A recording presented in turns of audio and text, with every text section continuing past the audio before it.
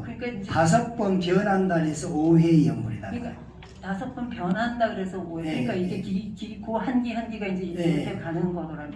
변조인데 쪼가 바뀌어요. 쪼가 5번에 걸쳐서 바뀐다 해서 5회. 이게 이제 극락의 7보배수 바람이 불면 7보배수가 거기에 바람이 불면 각자 소리를 내는데 5가지 소리를 낸다는 거예요. 그렇게 해서 논문에 나와 있던데. 예, 그렇죠, 그렇죠. 그렇죠, 힌트를 얻어서. 예.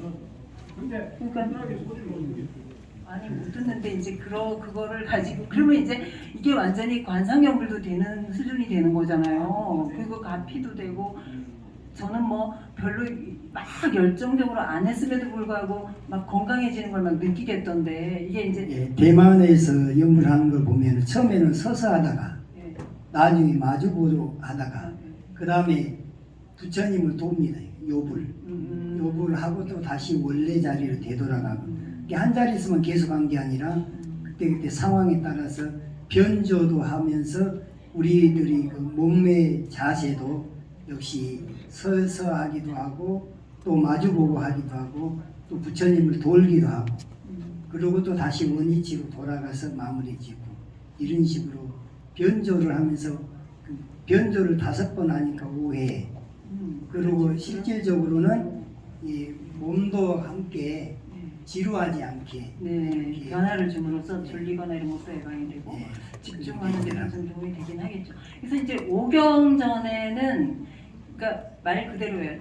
밤 저녁 7시부터 9시가 1경이고 9시에서 11시가 2경이고 해갖고 새벽을 거쳐서 이제 새벽 3시에서 5시가 5경이에요. 그러니까 1경부터 5경까지 가는데 한 1경에 그러니까 2시간을 얕게 한다는 거예요. 그 다음에 깊게 가요. 이 얕게 하는 게 뭘까? 처음 도입부터 막 이렇게 불살릴 수는 없으니까 그냥 제가 이해하자 보면 그렇게 이제 편안하게 시작을 하다가 깊어지자 이거죠. 그 다음에 깊어진 걸 2시간을 또 해요. 그 다음에는 이제 그 중간 과정이라는 게 덜 깊어진다는 뜻은 아닌 것 같고 이제 점차 어디로 가느냐면 밝음으로 가는 시간대가 지금 밤에 하는 거예요. 이게 우리 법상 스님 논문에서는 이게 아무래도 더 밤에 하면 집중이 잘 되니까 심지어 35일간을 시키는 경우도 있었다고 하거든요. 그래서 이게 이제 옮겨간다는 천자를 써요. 그러니까 그 다음에 천, 그 다음에 천인데 이거는 막 재촉하듯이 막 빠르게 하는 거예요. 그러면 이제 결국은 제가 이제 종합해 볼 때 전할 전자보다 부를 전자니 맞지 않을까 하는 생각이 결론이 그냥 나더라고요. 그래서 이게 그런데 이제 제가 또 뭐를 생각했냐면 아까 이제 스님이 시범을 잘 보여주셔갖고 저는 사실 이게 되게 궁금했고 하고 싶었던 거 요청하려고 했던 건데 인성연불에 대해서 지금 이제 우리가 끄는 거에 대해서 끈다는데 이제 생각이 붙들리게 되면 이게 이제 원래 뭐가 되냐면 우리가 그렇잖아요. 저는 이제 음치예요. 가만히 들어주세요. 나무아미타불을 우리가 이제 한국의 민요로서 전 세계 감명을 주는 1번 곡이 뭐예요? 아리랑이잖아요. 그러니까 아리랑 하는 거를 나무아미타불 이렇게 간다고 해보세요. 그리고 요거를 집중해서 이거를 2시간을 해봐요. 그러니까 우리가 아침에 일어나서 뭔가 노래가 하나 떠올라서 흥얼거리면 자기도 모르게 무의식적이 계속 떠들어요. 그 노래를 읊어요. 그렇죠? 근데 이걸 민요를 그때 당시 유행하던 민요에다 갖다 붙였다는 거거든요. 그러니까 우리 저 시골에서 어릴 때 어른들이 노래 한 가락 해봐라 안 해요. 소리 해봐라 이렇게 많이 했어요. 그러니까 소리에다가 갖다 붙여서 하는 연불로 해갖고 우리가 그냥 이게 습이 돼갖고 자기 무의식 속으로 아리안식 속으로 들어가서 자나깨나 이 노래가 떠오르면서 연불하게 하는 효과가 있지 않았을까? 전 이 생각이 나더라고요. 그러니까 인이 부르기라는 뜻도 있어요. 부르다. 그러니까 소리에 맞춰서 부르는 연불.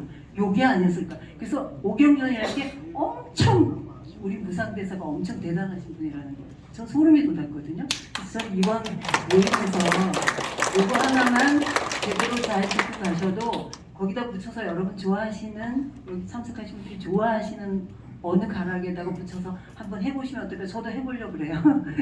날 잡아갖고 진짜 일주일이든 열흘이든 해보고 싶거든요.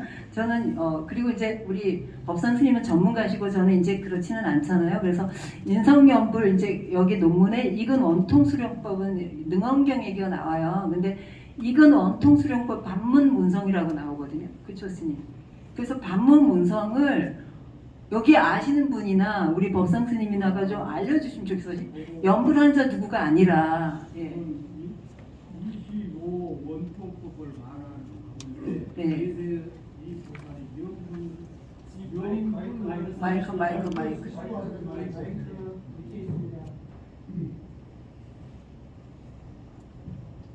그 능엄경에 보면은 25 원통이 나오거든요. 원통을 물어봐요. 각자 부처님이 10대 제자를 비롯해서 보살까지 해가지고 이렇게 얘기를 하거든요.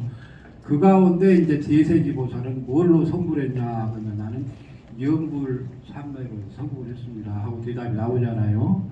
그 중에서 그러니까 연불 원통인 거죠. 연불 원통. 익은 원통은 아니고 익은 원통은 관세음보살이고 익은 원통은 관세음보살이고 연불 원통 한 사람은 대세지보살이에요.